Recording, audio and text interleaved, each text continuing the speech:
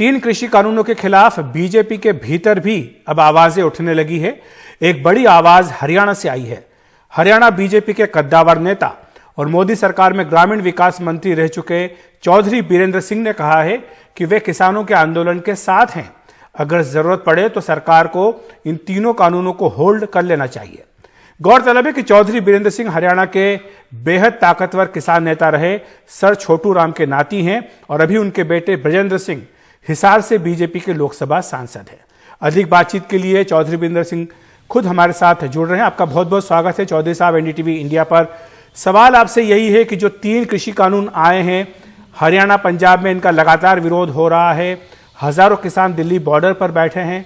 आपको क्या लगता है, क्या किसानों की मांगे जायज है? क्या सरकार को इनकी मांगों पर विचार करना चाहिए?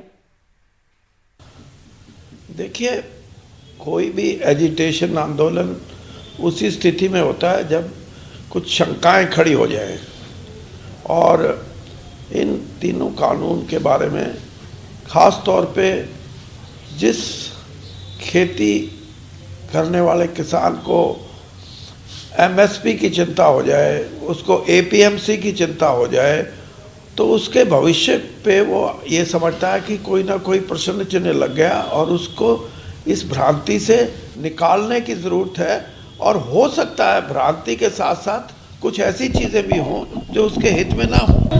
तो इसलिए मैं तो ये कहूँगा कि ऐसी परिस्थिति में किसान जो बैठे हैं उनसे कोई निर्णायक बात अगर हमारी सरकार करे तो इसके सकारात्मक परिणाम निकल सकते हैं। कोई मुश्किल बात नहीं है।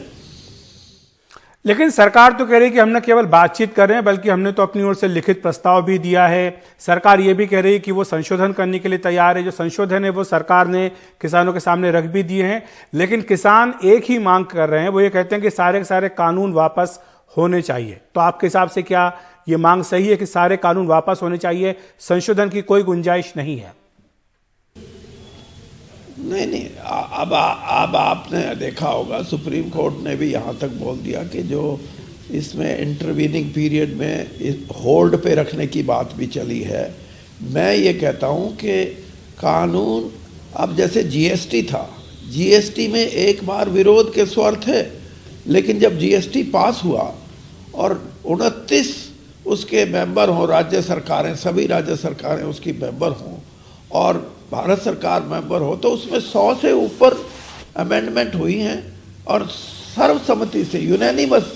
तो ये हमारी प्रजातंत्र की एक स्वस्थ परंपरा है और उसके माध्यम से इसीलिए मैंने कहा कि डायलॉग हो, संवाद हो, उससे हर चीज़ का समाधान बहुत ही आसान भी होता है और उसके लिए हमें प्रयास भी करने चाहिए। किसान भी प्रयास कर रहे हैं, मैं ये मान के चलता हूँ, सरकार भी प्रयास कर रही है। लेकिन एक जब विश्वास, जिसको ट्रस्ट बोलते हैं, वो ट्रस्ट में कहीं मिसिंग कंपोनेंट आ जाता है, ट्रस्ट भावना में, तो उसको पहले तो ट्रस्ट की बहाली जरूरी है और उस बहाली के बाद समस्या का समाधान हो सकता है। लेकिन किसानों की मांग ये भी है कि जो एमएसपी है, मिनिमम सपोर्ट प्राइस, इसको कानूनी रूप दिया जाए, इसकी गारंटी दी जाए। क्या आप इस बात से, इस मांग से सहमत हैं? देखिए साहब, मेरा तो ख्याल इससे भी आगे का है।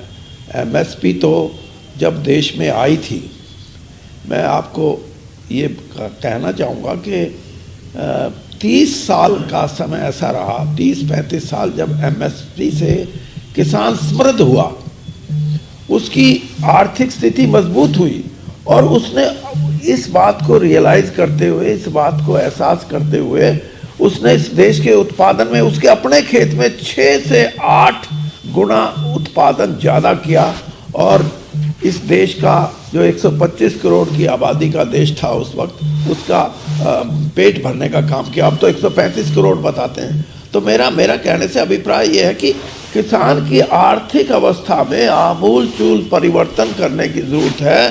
प्रधानमंत्री जी ने भी ये कहा कि 2022 तक हम चाहेंगे कि किसानों की आमदनी दुगनी हो जाए।